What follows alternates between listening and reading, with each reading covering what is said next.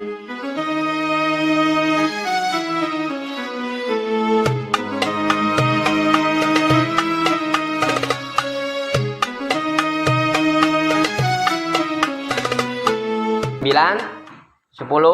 11 masuk ke angka 12 tahun. Nah, di usia 12 tahun ini kita masukkan genapkan ke angka 12 tahun. Di usia 12 tahun ini berarti masuk ke usia 5 tahun di bawah pengasuhan pamannya. Maka di sini ada sebuah peristiwa dan ini sangat dicatat oleh para sejarah. Kelihatannya sederhana, cuma 12 tahun dibawa ke negeri Syam, ketemulah dengan seorang pendeta terus pulang. Gitu. Itu sederhana ceritanya. Nah, di sini ternyata di usia 12 tahun ini ternyata mengandung hikmah yang cukup banyak dan bahkan ini harus jadi sebuah contoh untuk kita, untuk generasi ke depan. Pada saat usia 12 tahun, sebagaimana biasanya, meskipun Abu Thalib itu adalah sebagai penguasa di Mekah, karena kota Mekah itu tidak ada mata pencaharian lain kecuali satu mata pencaharian, yaitu perdagangan. Jadi kota Mekah ini adalah kota yang tidak bisa bercocok tanam. Nah, maka Abu Thalib sendiri dia berniaga. Dia berjualan, dan kebetulan berjualan saat sekarang ini yang direncanakan oleh Abu Thalib dengan kawan-kawannya, dengan keluarganya, yaitu masuk ke wilayah negeri Syam, yaitu utara Mekah. Ya, utara kota Mekah.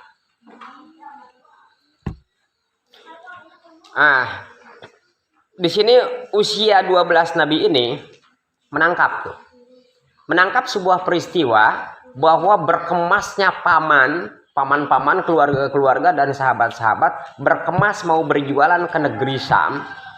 Sosok seorang remaja Muhammad kecil di sini berpikir dan dia melihat gitu. Ada apa dan mau kemana nu paman tuh?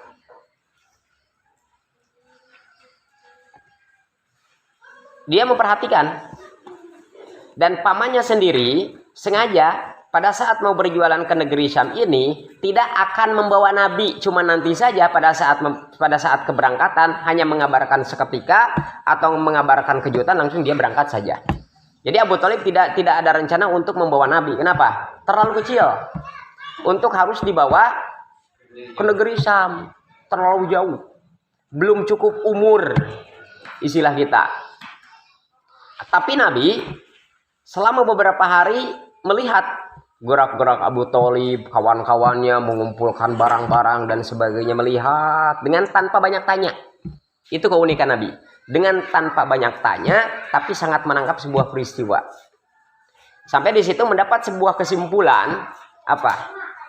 Pada saat paman saya melakukan sesuatu, kemanapun dia, apapun yang dilakukan oleh dia, saya harus berangkat, saya harus ikut. Dan saya harus belajar apa yang dilakukan oleh sang paman. Itu usia 12 tahun.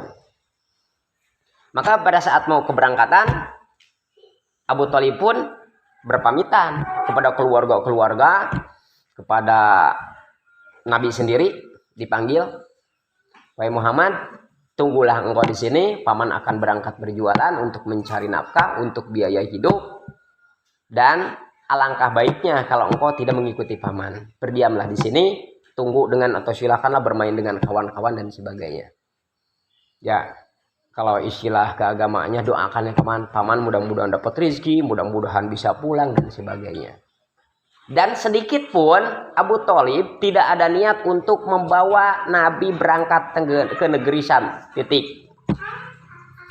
Meskipun dengan hati kecilnya Abu Thalib ini tidak tega meninggalkan Nabi di Mekah tanpa di bawah pengasuhannya atau di bawah pengawasannya. Tidak tega secara hati kecilnya. Ya wajar.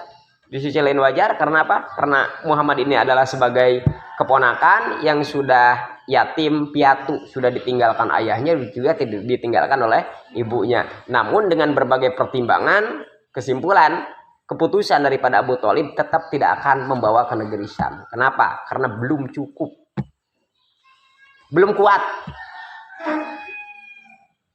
Padahal kesaksian daripada Halimah Sa'diyah yang mengasuh beliau semenjak kecil, kesaksian Ami Halimah As-Sa'diyah dari mulai diasuh oleh Halimah Sa'diyah, perkembangan pertumbuhan Nabi, baik pertumbuhan secara fisik, pertumbuhan kekuatan cara berpikir, kekuatan untuk menangkap sebuah peristiwa, dan cara membaca sesuatu. Kesaksian daripada Halimah, kekuatan Muhammad kecil itu semenjak kecil itu perbandingannya 1 hari bagi Nabi itu 1 bulan bagi orang. Kebayang nggak? Jadi kepintaran dan perkembangan baik fisik, kekuatan otak, dan secara emosional, ternyata perkembangan Nabi itu 1 hari bagi Nabi dan itu 1 bulan bagi orang. Dan Abu Thalib sendiri tidak menyadari akan sebuah keistimewaan itu, gitu.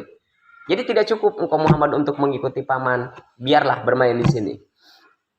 Tapi Nabi di situ karena sudah menangkap sebuah peristiwa atau momen yang begitu penting dalam sejarah hidupnya,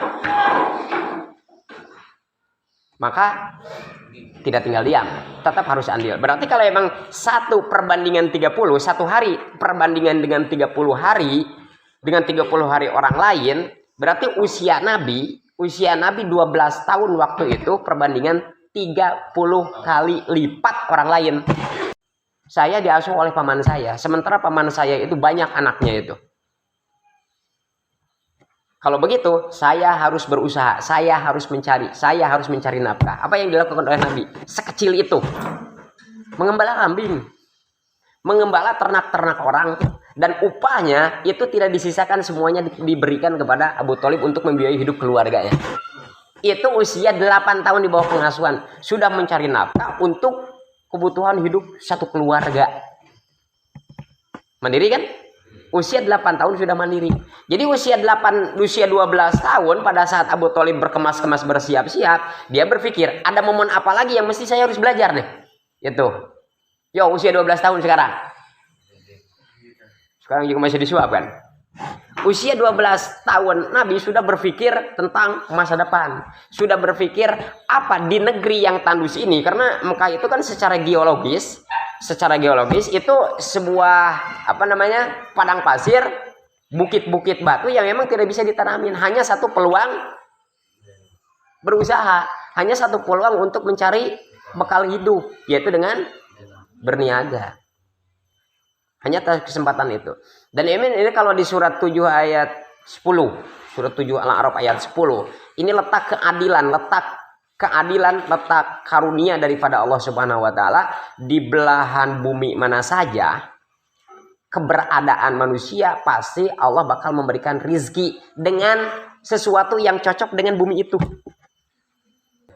Walaqad makkannakum fil ardi, dan sungguh kami telah menetapkan kalian fil ardi, di bumi. Nah, di bumi. Berarti kalau di bumi luas, seluruh bumi ini. Kemudian wa ja'alna lakum fiha ma'ayish. Kemudian kami menjadikan kehidupan dan penghidupan di tempat di bumi mana kalian berada. Bagaimana bagi orang yang pemalas? Qalilam ma tashkurun, sedikit sekali untuk bersyukur. Hanya sebuah alasan saja, kalau ini saya nggak bisa, kalau ini saya nggak tahu. Qalilam ma tashkurun itu dijadikan sebuah alasan. Di bumi ini saya nggak cocok, cocoknya di sana. Pulang saja, nggak cocok kok di sini. Qalilam ma tashkurun.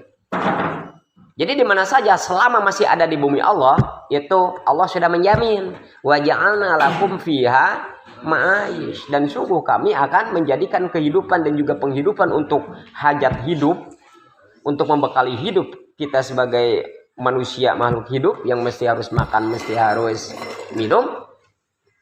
Allah membekali. Nah, ulang ke tadi cerita tadi. Nah, jadi Nabi kita itu sudah menangkap sebuah peristiwa atau momen penting yang mesti ini jadi sejarah nanti bagi kehidupan beliau. Apa? Berniaga, berjualan. Maka pada saat pamannya itu melarang, bagaimana Nabi? Merontak tuh, layaknya anak-anak. Akhirnya dengan sangat terpaksa Abu Thalib memutuskan, ya udahlah.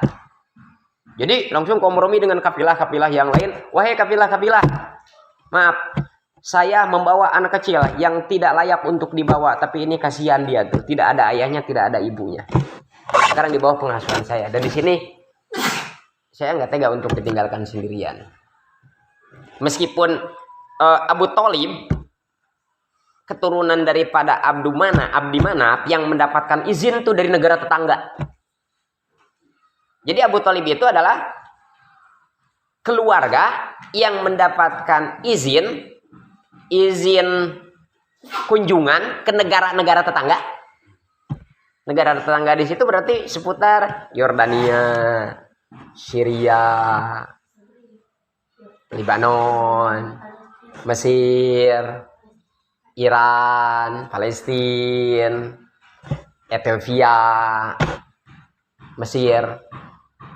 Nah, dari negara-negara tetangga, keluarga daripada Abdul Manaf, berarti ke bawahnya itu kan ada Abu Thalib kan? Ke bawahnya ada Nabi.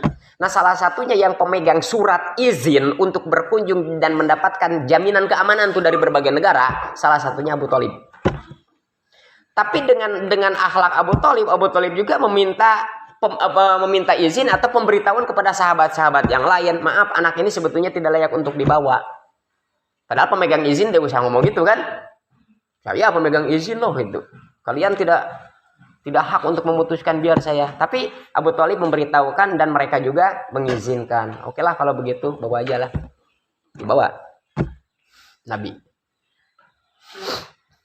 Nah, di sini yang tertangkap oleh Nabi dalam peristiwa ini adalah mulai usia 12 tahun Nabi mulai berjalan antar negara.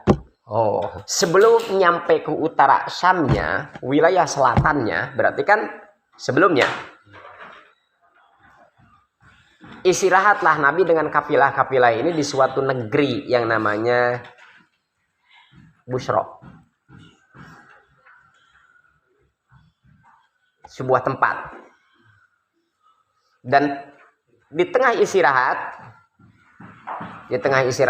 kebetulan ya ada beberapa tempat pemukiman masyarakat di situ, dan salah satunya adalah gereja tempat beribadahnya orang Nasrani.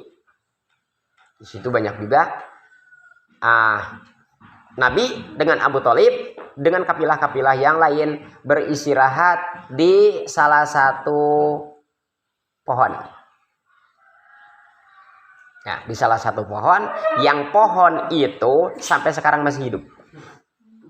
Berarti sudah 1400 tahun lebih pohon itu masih hidup. Dan ini jadi sebuah saksi bisu tentang kerasulan Nabi kita.